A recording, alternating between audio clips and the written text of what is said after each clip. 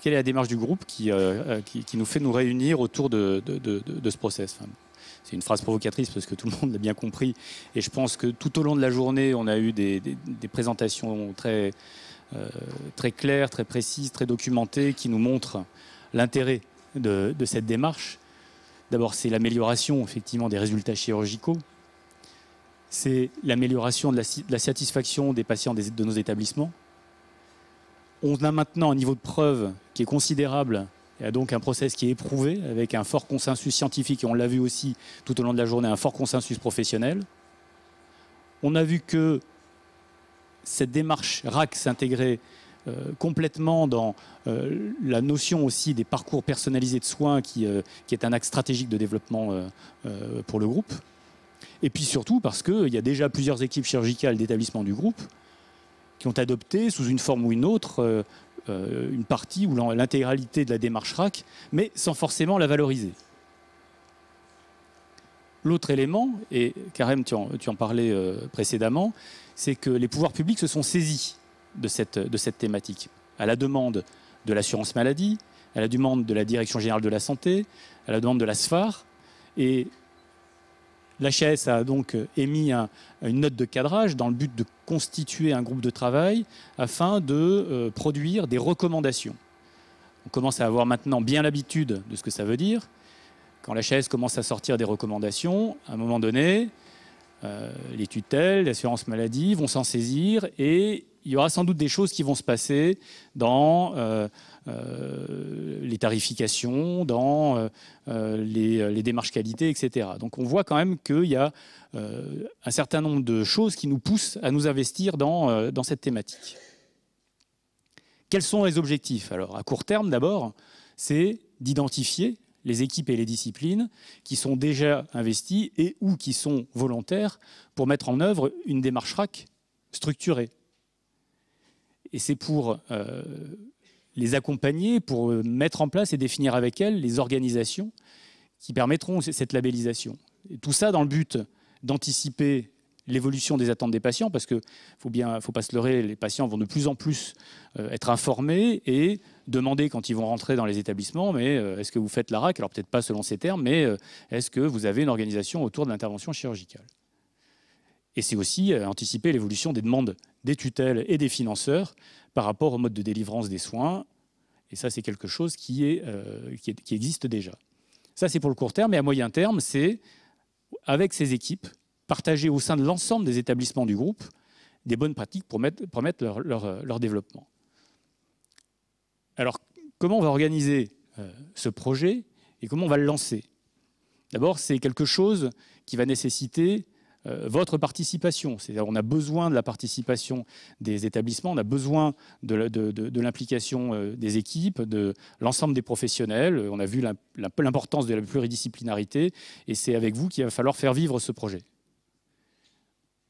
On va mettre en place une équipe projet groupe avec un pilote et avec un comité de pilotage qui va réunir, on a vu tout à l'heure la composition nécessaire pour faire vivre une équipe RAC. Là, on va faire une équipe RAC comité de pilotage où on intégrera des chirurgiens, des anesthésistes, des cadres de soins. On ne le connaît pas encore, donc on a besoin de volontaires. Donc, on a créé une petite adresse mail spécifique, rac@vdici.com. S'il vous plaît, envoyez-nous vos candidatures pour faire partie de ce comité de pilotage, parce que c'est comme ça qu'on pourra proposer une démarche complètement pragmatique pour mettre en place et implémenter cette procédure. Il y aura évidemment une équipe restreinte du siège pour vous aider dans le suivi de projet. On n'a pas mis de nom, mais ils vont se reconnaître. Dans l'organisation et la méthode. Il est où? D'accord. Dans le marketing et la communication. Voilà, vous les aurez reconnus. Donc, notez bien cette adresse.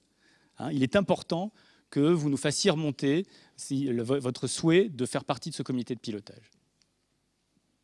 Quel va être le rôle du comité de pilotage? Le rôle du comité de pilotage, ça va être d'accompagner et de suivre les équipes pour la mise en place de la démarche RAC.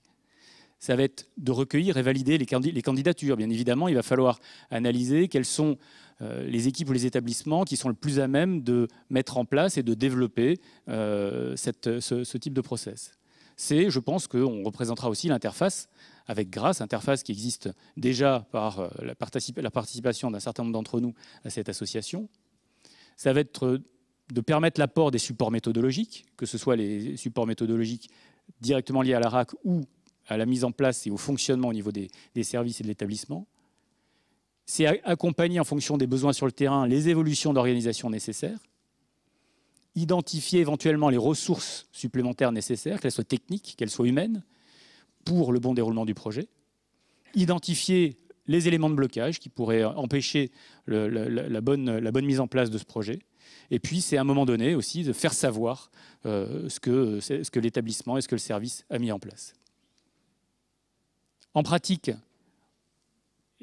et avec un agenda assez court, on va dire, la première phase, c'est essayer de faire le point sur l'existant dans les établissements. C'est donc cette phase d'audit et d'appel à projet pour la démarche RAC, avec la mise en place de l'équipe projet, ça c'est pas très compliqué, et à l'appel à candidature des établissements pour intégrer le projet.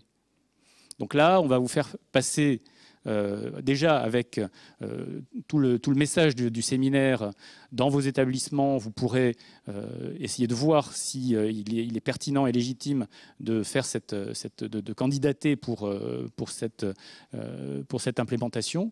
Mais autrement, on va vous envoyer un questionnaire assez simple pour essayer de déterminer un petit peu s'il est pertinent et pour vous inciter à candidater.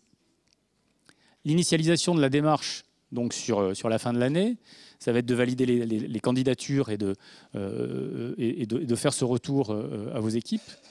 C'est à partir du moment où les candidatures ont été validées, de constituer l'équipe RAC pour chaque établissement, donc avec la référente ou le référent RAC, autour duquel, ça peut être en général c'est une infirmière, autour duquel l'équipe RAC sera nominativement connue, le nom du chirurgien, le nom de l'anesthésiste, le nom de la diététicienne éventuellement, du cadre de soins. C'est, comme l'expliquait Karim, la phase d'auto-évaluation, c'est-à-dire où est-ce qu'on en est par rapport au process RAC, et là on fera appel effectivement aux documents et aux supports Grasse. C'est la validation des protocoles de soins RAC et de l'organisation cible. Donc là, c'est de bien voir avec vous si vous avez en main les protocoles qui sont adaptés à la mise en place de la démarche RAC, que ce soit les protocoles que vous aurez déterminés localement ou, si vous le souhaitez, les protocoles qui vous seront délivrés par Grasse.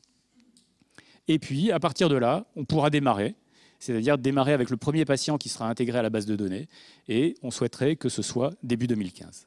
Juste une proposition, je ne vous l'ai pas dit, mais il y a 15 jours, nous avons décidé de faire un système de membres Grasse, membres par groupe, et non pas par personne. Et donc le groupe VDC peut parfaitement être membre de Grasse à titre de groupe et avoir son logo sur le site Grasse. Et donc on peut imaginer qu'en termes de visibilité, en termes de communication, ça peut être intéressant pour vous. Merci. Il ne me suit pas. Oui, très clair. Gilles, tu n'as pas suivi. Donc, non, on a des partenaires industriels, bon, ils sont de côté, mais on a des partenaires santé, c'est-à-dire un groupe donné peut être membre de Grasse et avoir son logo sur le site Grasse. C'était très clair. C'est très clair. Non, je pense que dans tout ce qu'a dit Gilles, on a essayé d'être pragmatique et c'est ce message de fin. Moi, je dirais... Aujourd'hui, on avait comme objectif de partager ensemble un concept, des pratiques, les enjeux qu'on considère comme étant demain, de bien tous finalement s'aligner sur le fait qu'on avait tous la conviction qu'il y avait derrière cette réhabilitation les enjeux de la prise en charge qu'on se doit aujourd'hui de mettre en œuvre pour nos patients. Tout ceci ne peut fonctionner que si cette réunion d'amorçage fait naître des vocations ou du volontariat dans les établissements. Ça ne peut pas être le projet, je le dis, ça ne peut pas être un projet d'une quelconque équipe émanante du siège ou qui serait coordonnée par le siège. Nous avons, et c'est la culture de notre maison, vous la pratiquez au quotidien, nous avons l'habitude d'être au service de nos établissements. Ça ne changera pas pour ce sujet. Il faut donc, et je crois que c'est vraiment important, je sais que vous l'avez tous entendu et compris, Mais il faut donc que ceux qui souhaitent rentrer dans cette démarche, équipe, discipline, au sein d'un établissement, vous, avec votre direction, avec ceux que vous voulez mettre autour de ce projet, vous nous aidiez finalement à faire avancer les choses en proposant un projet sur lequel l'équipe que Gilles a décrit aura pour mission de vous aider, de vous accompagner, de vous amener des outils, des moyens, quels qu'ils soient. Gilles les a ramenés pour que ce projet puisse avancer et naître. Mais il part des établissements, il part des équipes. Et c'est ça le message que moi je veux vous donner de manière très claire. S'il n'y a pas le projet, l'équipe, le sujet, on n'avancera pas. Non, moi en fait, cette slide a été empruntée à Kellett, et c'est un peu, ça résume un petit peu un peu ce qui s'est passé pour l'ambulatoire quand on a été obligé de faire de l'ambulatoire contraint, probablement par les pouvoirs publics, mais en fait on fait de l'ambulatoire, on en faisait déjà, on en fait de plus en plus parce que c'est encadré maintenant sur le plan administratif, et que de toute façon pour l'ARAC on n'y coupera pas, tous les chemins nous y amèneront forcément, qu'on le veuille ou qu'on ne le veuille pas. Donc autant prendre le train dès maintenant, puisque VDC est en avance a priori même sur l'HAS, puisque l'HAS a sorti sa note là, et que ce séminaire était préparé depuis longtemps grâce à la contrainte de Jérôme Nozared ici présent qui va conclure. Lewis Carroll était un adepte des théories de la 4e dimension, et c'est pour ça qu'il disait qu'on pouvait trouver des chemins qui n'étaient pas dans notre espace habituel. Voilà. La notion de chemin, Laurent a dit la notion d'amorçage est importante parce que finalement c'est un amorçage. C'est la volonté de témoigner par ce séminaire de l'axe stratégique que ça représente pour le groupe. C'est un amorçage, c'est-à-dire que les chemins sont à emprunter. Alors, je voudrais, parce que je pense que je vais me faire l'écho de tout le monde, hein, je voudrais remercier Alain Bénichou et Gilles Kemoun qui ont organisé ce séminaire. Je pense qu'on peut les applaudir. Voilà, vraiment, parce que...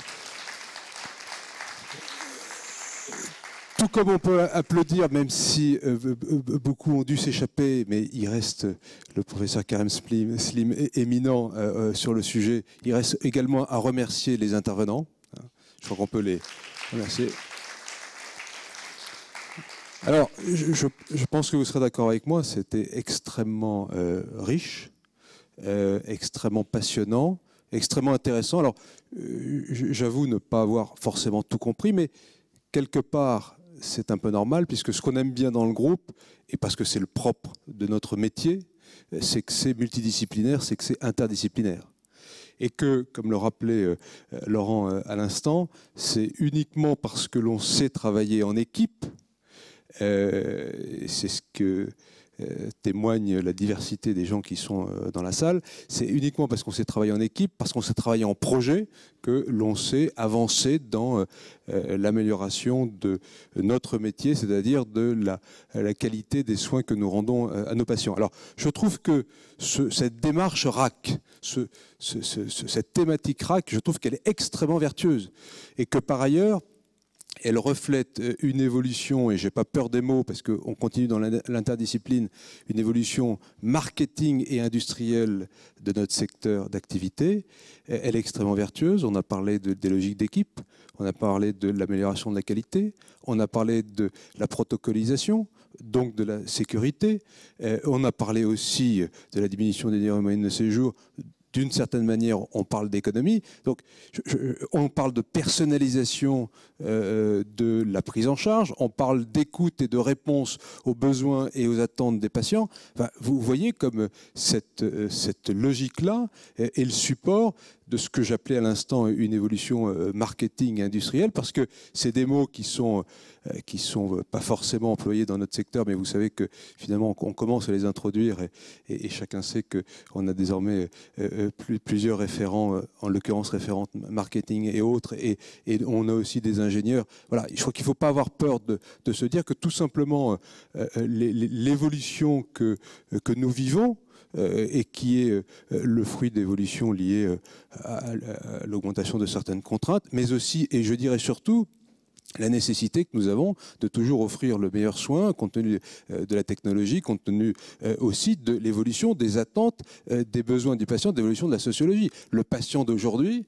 qui était un objet, comme disait M. Sim tout à l'heure, qui était un patient passif, il y a encore quelques années, devient de plus en plus un sujet, et un sujet actif. Et ça entraîne nécessairement des évolutions. Alors, je voudrais juste faire un parallèle, histoire de mettre encore une fois des interconnexions et de changer de dimension, puisque c'est le moment, d'ailleurs peut-être certains ont prévu d'y aller ce soir, il y a Nocturne ce soir je crois, d'ailleurs j'ai des places que je ne peux pas utiliser si ça intéresse, pour le salon de l'auto, hein, puisque en ce moment il y a le salon de l'auto.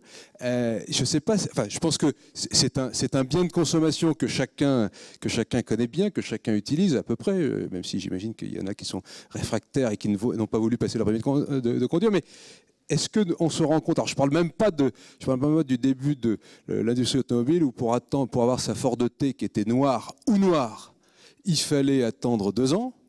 Mais je parle des voitures que nous avions il y a 20 ans. Regardez en termes de qualité, de sécurité, de confort, de rapport coût-qualité.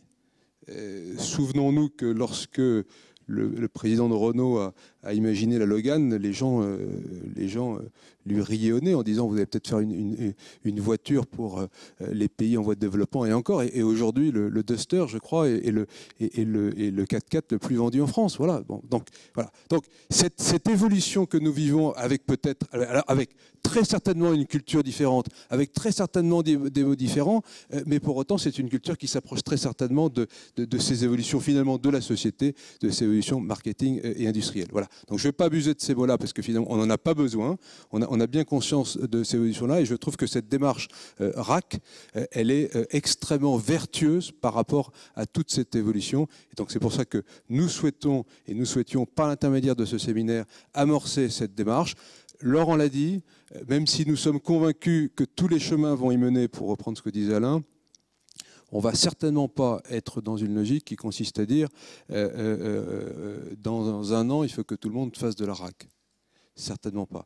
On a peut-être, même si on n'est pas les premiers, mais on a peut-être la chance de pouvoir anticiper le mouvement, notamment le mouvement, on vient de parler de l'HAS, qui amènera très certainement, soit sous l'angle économique, la diminution des tarifs des GHS liés à la diminution des durées menées de séjour, soit sous l'angle de la certification. Ce mouvement de nos régulateurs, des politiques ou de la puissance publique viendra un jour ou l'autre, autant l'avoir anticipé. Et c'est pour ça qu'il faut partir très tôt. Et pour l'anticiper, il faut, comme on le disait, il faut amorcer, il faut surtout des pionniers. Donc j'ai la faiblesse de penser, nous avons la faiblesse de penser que dans cette salle, il y a des pionniers. Certains l'ont montré, ils sont déjà sur le chemin.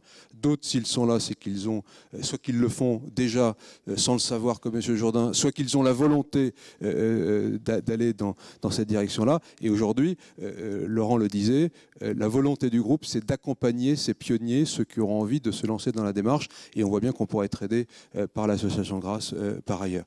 Je crois, juste un mot, parce que ça n'a pas été dit ou pas tout à fait, et on a certainement d'ailleurs à faire un petit brainstorming après ce séminaire pour adapter peut-être notre organisation, mais je suis convaincu, et c'est pour ça que je suis très heureux qu'on ait pu filmer les interventions toute la journée, je suis convaincu qu'il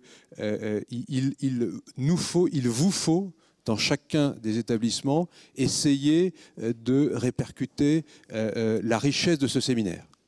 C'est trop dommage que finalement une centaine sur les 8000 collaborateurs du groupe et les 1500 médecins, c'est trop dommage qu'il n'y en ait qu'une centaine qui ait pu en profiter. Donc il nous faut réfléchir à la manière dont nous allons faire en sorte que la richesse de ce séminaire puisse être communiquée à chacun, mais je suis convaincu que, et on le sait d'ailleurs, il y a beaucoup de gens qui n'ont pas pu venir mais qui sont intéressés par la démarche. Voilà. Donc écoutez, en tout cas, moi je suis très heureux, très sincèrement, de ce séminaire. Je remercie encore une fois les intervenants, ceux qui l'ont organisé. Et puisqu'on a eu la chance de recommencer un peu tôt, on a la chance de finir un peu tôt. Et donc, tout le monde va pouvoir profiter de la fin d'après-midi. Ce n'est pas une promesse de Gascon. J'ai 4 places pour le Salon de l'Auto. Je sais que je n'irai pas. S'il y a des gens qui sont intéressés, il y a Nocturne ce soir jusqu'à 22h. Voilà. Merci à tous.